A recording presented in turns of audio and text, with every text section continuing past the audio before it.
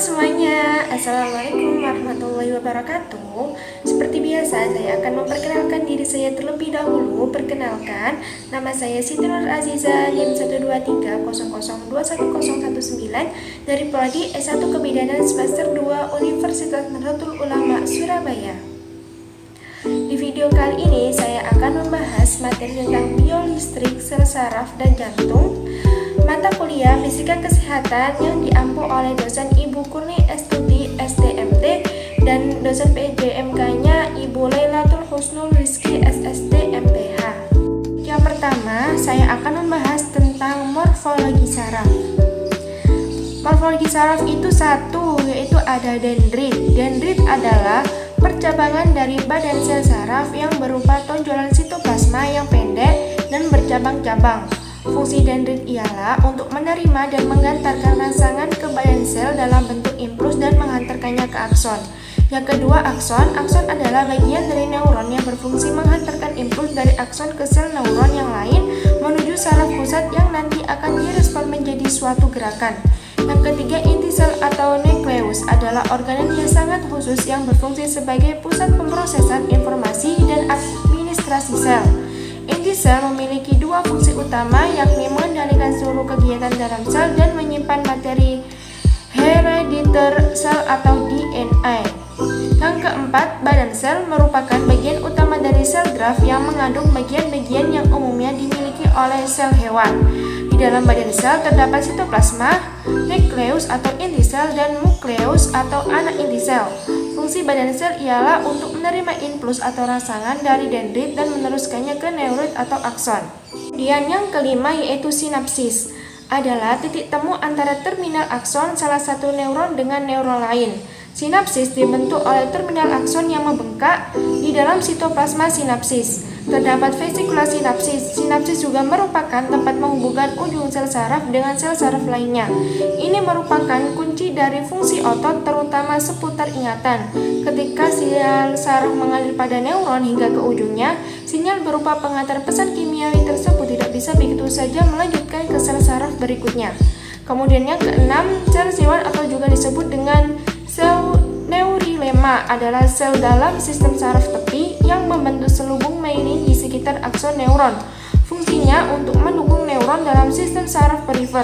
Hal ini mampu membentuk selubung myelin pada area sekitar akson dari neuron. Yang ketujuh, selubung myelin adalah lapisan fosfolipid yang membungkus akson secara konsentrik. Fungsi selubung myelin adalah untuk melindungi neurit dari kerusakan dan mencegah impuls bocor serta berguna untuk menjaga akson. Fungsi selubung myelin mirip dengan kabel listrik yang memiliki sifat isolator. Yang ke-8, nodus Ranvier adalah bagian atau titik pada akson yang tidak terbungkus selubung myelin. Fungsinya utama sebagai loncatan untuk dapat mempercepat impuls ke saraf otak atau sebaliknya. Kemudian, saya akan membahas tentang mekanisme depolarisasi. Depolarisasi adalah perubahan di dalam sel di mana sel mengalami pergeseran distribusi muatan listrik sehingga menghasilkan muatan negatif yang lebih sedikit di dalam sel. Depolarisasi sangat penting untuk fungsi banyak sel, komunikasi antar sel, dan fisiologi organisasi secara keseluruhan. Potensi aksi dalam neuron menunjukkan depolarisasi di mana muatan internasional menjadi kurang negatif atau lebih positif, dan repolarisasi di mana muatan internal kembali ke nilai yang lebih negatif. Kebanyakan sel dalam organisme tingkat tinggi memelihara lingkungan internal yang bermuatan negatif relatif terhadap bagian luar sel. Perbedaan muatan ini disebut potensial membran sel. Dalam proses depolarisasi, muatan internal negatif sel untuk sementara menjadi lebih positif atau kurang negatif. Pergeseran dari potensial membran negatif ke positif terjadi selama beberapa proses, termasuk potensial aksi. Selama potensial aksi depolarisasi begitu besar sehingga perbedaan potensial melintasi membran sel dengan cepat membalikkan polaritas dengan bagian dalam sel menjadi bermuatan positif. Perubahan muatan biasanya terjadi karena masuknya ion natrium ke dalam sel. Meskipun dapat dimediasi oleh masuknya semua jenis kation atau aliran dari semua jenis anion, kebalikan dari depolarisasi disebut hiperpolarisasi. Penggunaan istilah depolarisasi dalam biologi berbeda dengan penggunaannya dalam fisika, yang mengacu pada situasi di mana segala bentuk polaritas atau yaitu adanya muatan listrik baik positif maupun negatif berubah menjadi nilai nol. Yaitu saya akan bahas tentang repolarisasi potensial aksi. Repolarisasi adalah kondisi saat membran sel saraf kembali ke fase istirahat atau tidak menerima rangsangan. Dalam keadaan repolarisasi, potensial membran berubah dari positif di sisi dalam menuju kembali ke negatif di sisi dalam. Tahapan repolarisasi ini diawali dari suatu titik dan merambat ke seluruh permukaan membran sel. Tahap ini dikenal dengan Na+ mulai tertutup, kanal ion K+ terbuka dan ion K+ keluar sehingga membran potensial kembali ke fase istirahat. Kemudian, perambatan potensial aksi. Potensial aksi bisa terjadi apabila suatu daerah membran saraf atau otak mendapat rangsangan mencapai nilai ambang. Potensial aksi itu sendiri mempunyai kemampuan untuk merangsang daerah sekitar sel membran untuk mencapai nilai ambang. Dengan demikian dapat terjadi perambatan potensial aksi ke segala jurusan sel membran. Keadaan ini disebut perambatan potensial aksi atau gelombang depolarisasi. Periode refraktor absolut, selama periode ini tidak ada rangsangan, tidak ada unsur kekuatan untuk menghasilkan potensial aksi yang lain. Periode refraktor relatif, setelah sel membran mendekati repolarisasi seluruhnya, maka dari periode refraktor absolut akan menjadi periode refraktor relatif. Dan apabila ada stimulus atau rangsangan yang kuat secara normal akan menghasilkan potensial aksi yang baru. Baik, kemudian mekanisme sinyal listrik dari otot. Sinyal listrik dari otot atau nama lainnya adalah elektromiogram. Sebuah otot terdiri dari banyak unit motorik. Satu unit motorik itu terdiri dari satu cabang neuron dari batang otak atau korda spinalis dan 25-2000 serat otot atau sel yang berhubungan dengannya melalui motor end plate. Potensial istirahat di kedua sisi membran pada sebuah serat otot serupa dengan potensial istirahat di sel saraf. Kerja otot dimulai oleh potensial aksi yang berjalan di sepanjang suatu akson dan melewati motor menuju ke dalam serat otot, menyebabkan serat tersebut berkontraksi. Baik, kemudian mekanisme sinyal listrik dari jantung. Kerja jantung yang ritmis dikendalikan oleh suatu sinyal listrik yang diawali oleh stimulasi spontan sel-sel otot khusus yang terletak di atrium kanan. Sel-sel ini membentuk nodus sinoatrium atau CI atau penacu jantung. Nodus CI melepaskan sinyal dengan interval teratur sekitar 72 kali per menit. Namun kecepatan pelepasan sinyal ini dapat meningkat atau menurun bergantung pada saraf yang terletak di luar jantung sebagai respon terhadap kebutuhan tubuh akan darah serta rangsangan lainnya. Sinyal listrik dari nodus CI memicu depolarisasi sel-sel otot kedua atrium sehingga keduanya berkontraksi dan memompa darah ke dalam ventrikel. Kemudian terjadi repolarisasi atrium untuk melihat potensial aksi. Sinyal listrik kemudian berjalan menuju nodus atrioventrikel atau AV yang memicu depolarisasi ventrikel kanan dan kiri sehingga kedua ventrikel berkontraksi dan mendorong darah ke dalam sirkulasi paru dan umum. Otot ventrikel kemudian mengalami repolarisasi dan rangkaian proses ini kembali berulang. Depolarisasi dan repolarisasi otot jantung menyebabkan arus mengalir ke dalam badan, menimbulkan potensial listrik di kulit. Elektrokardiogram atau EKG adalah perekaman potensial listrik di antara dua titik yang terletak di berbagai lokasi di permukaan tubuh. Kemudian, faktor yang mempengaruhi laju kelistrikan saraf. Yang pertama yaitu konsentrasi. Semakin besar konsentrasi zat bereaksi, semakin banyak jumlah partikel yang bertumbukan, sehingga laju reaksi semakin cepat. Yang kedua, suhu. Semakin tinggi temperatur, energi kinetik dari partikel yang bertumbukan semakin besar, sehingga tumbukan sering terjadi dan menyebabkan laju reaksi semakin cepat. Yang ketiga yaitu luas permukaan. Jika luas permukaan bidang sentuh semakin luas, maka laju reaksinya semakin cepat. Serbuk atau butiran bereaksi lebih cepat daripada padatan. Kemudian, skema mekanisme penghantar impuls pada lengkung refleks saraf.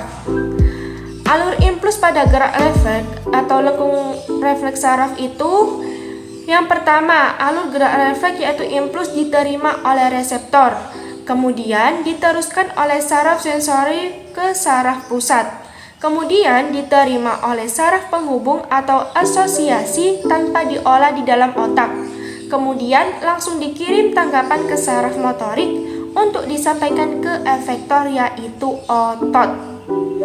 Alur impuls pada gerak refleks atau disebut lengkung refleks ada dua macam. Gerak refleks yaitu 1. Refleks otak adalah gerak refleks yang melibatkan saraf perantara yang terletak di otot. Misalnya berkedipnya mata, refleks pupil mata karena rangsangan cahaya. Yang kedua, refleks sumsum tulang belakang adalah gerakan refleks yang melibatkan saraf perantara yang terletak di sumsum tulang belakang. Misalnya, sentakan lutut saat dipukul martil refleks dan sentakan tangan saat menyentuh benda panas. Kemudian, morfologi jantung. Yang pertama, pulmonal atau katup pembuluh paru-paru merupakan katup yang mengatur aliran darah dari ventrikel kanan menuju pembuluh arteri paru-paru. Kemudian yang kedua, katup aorta merupakan katup yang mengatur aliran darah dari ventrikel kiri menuju pembuluh aorta dan berlanjut ke seluruh tubuh. Kemudian yang ketiga, vena cava superior adalah pembuluh vena cava yang mengalirkan darah dari tubuh bagian atas ke serambi kanan jantung. Yang keempat, vena cava inferior adalah pembuluh vena cava yang mengalirkan darah dari tubuh bagian bawah ke serambi kanan jantung. Kemudian yang kelima itu arteri pulmonalis adalah pembuluh nadi yang membawa darah dari bilik kanan jantung ke paru-paru. Kemudian yang keenam yaitu paru-paru adalah organ yang terdapat pada rongga toraks yang menyediakan ruang untuk volume paru-paru selama bernafas, sehingga toraks tidak terdesak oleh paru-paru yang mengembang saat inspirasi atau mengambil nafas. Kemudian yang ketujuh, atrium kiri. Fungsinya ialah menerima darah yang berasal dari organ paru-paru, mengandung oksigen, kemudian membawanya pada ventrikel kiri. Kemudian yang ke-8, atrium kanan. Fungsinya ialah menerima darah yang berasal dari seluruh bagian tubuh yang mengandung karbon dioksida yang membawa ke ventrikel bagian kanan. Kemudian yang ke-9, katup trikuspid adalah katup antara atrium kanan dan ventrikel kanan jantung. Katup akan terbuka bila atrium berkontraksi untuk memompa darah ke ventrikel, menutup ketika ventrikel berkontraksi untuk mencegah darah mengalir kembali ke atrium. Kemudian yang ke-10, katup mitral jantung merupakan katup atau sekat yang memisahkan ruang jantung yang disebut atrium atau serambi kiri dan ventrikel atau bilik kiri. Kemudian yang ke-11, aorta. Aorta adalah arteri terbesar dalam tubuh. Aorta berasal dari jantung dan memasok darah ke seluruh tubuh melalui cabang arteri. Kemudian yang ke-12, ventrikel kiri yaitu berfungsi menerima darah dari organ atrium kiri serta membawanya menuju ke seluruh tubuh. Kemudian yang ke-13, ventrikel kanan berfungsi menerima darah yang berasal dari atrium kanan kemudian membawanya menuju ke paru-paru. Baik, kemudian konduksi jantung. Kondisi jantung adalah tingkat di mana jantung melakukan impuls listrik. Impuls ini menyebabkan jantung berkontraksi dan kemudian relaks. Siklus konstan kontraksi otot jantung yang diikuti dengan relaksasi menyebabkan darah dipompa ke seluruh tubuh. Sistem konduksi jantung adalah hambatan impuls-impuls yang memungkinkan pengaturan irama jantung. Sistem memodifikasi dari otot jantung yang disertai tenaga ritmis spontan dan serabut saraf tertentu. Dalam jantung terdapat kumpulan sel-sel jantung yang mempunyai sifat yang dapat menimbulkan potensial aksi sendiri tanpa adanya stimulus dari luar. Sifat sel-sel ini disebut sistem otomatis. Sistem konduksi berfungsi mengatur kerja jantung melalui sistem kontraksi. Cara pengaturan kerja jantung dapat diuraikan sebagai berikut, yaitu simpul CI membangkitkan impuls dengan rate normal sekitar 70 bpm atau beat per menit. Impuls ini melalui Beckmann's bundle disebarkan ke seluruh dinding atrium sehingga membuat sel-sel dalam dinding atrium mengalami depolarisasi. Depolarisasi pada atrium ini kemudian diikuti oleh kontraksi atrium. Dari atrium, impuls diteruskan ke simpul EV melalui internodal fiber di dalam simpul EV. Impuls mengalami penundaan sekitar 10 VNS yang fungsinya memberikan waktu kepada atrium untuk menyelesaikan kontraksinya. Sebelum ventricle mulai berkontraksi, dari simpul EV, impuls diteruskan ke bundle of His, ke left dan right bundle branches, dan menyebar ke seluruh dinding ventricle melalui Purkinje fibers. Menyebarnya impuls ke seluruh dinding ventricle membuat ventricle mengalami depolarisasi yang kemudian diikuti dengan kontraksi ventricle. Setelah itu, proses berulang kali dimulai dari simpul CA. Yang terakhir yaitu perbedaan otot jantung, otot polos, dan otot lurik. Perbedaan yang pertama yaitu bentuknya. Otot jantung itu berbentuk silindris yang bercabang-cabang, sedangkan otot polos berbentuk gelondong dengan ujung yang meruncing, dan sedangkan otot lurik memanjang dan silindris. Kemudian perbedaan selanjutnya yaitu inti selnya. Otot jantung itu memiliki banyak inti sel yang terletak di tengah sel, sedangkan otot polos memiliki satu inti sel yang terletak di tengah sel, dan sedangkan otot lurik memiliki banyak inti sel yang terletak di tepi sel. Perbedaan selanjutnya yaitu kerja ototnya. Otot jantung itu tidak dipengaruhi oleh kesadaran, tetapi dipengaruhi oleh saraf simpatik dan parasimpatik. Sedangkan otot polos itu tidak dipengaruhi oleh kesadaran, dan sedangkan otot lurik dipengaruhi oleh kesadaran. Perbedaan selanjutnya yaitu gerak ototnya. Otot jantung itu otomatis tidak cepat lelah dan bereaksi lambat. Sedangkan otot polos itu lambat, teratur, dan tidak cepat lelah. Dan sedangkan otot lurik itu cepat, tidak teratur, dan cepat lelah. Kemudian perbedaan selanjutnya atau perbedaan yang terakhir yaitu letak ototnya. Otot jantung itu terletak di jantung, otot polos terletak pada alat-alat tubuh bagian dalam. Kemudian sedangkan otot lurik itu terletak atau melekat pada rangka. Baik, itulah materi yang dapat saya sampaikan. Jika ada kesalahan atau kekurangan, saya mohon maaf yang sebesar-besarnya. Semoga materi yang saya sampaikan tadi bermanfaat bagi kalian semua. Terima kasih sudah menonton video ini. Jangan lupa like dan subscribe-nya ya. Baik, saya pamit. Assalamualaikum warahmatullahi wabarakatuh. Sampai jumpa di video berikutnya.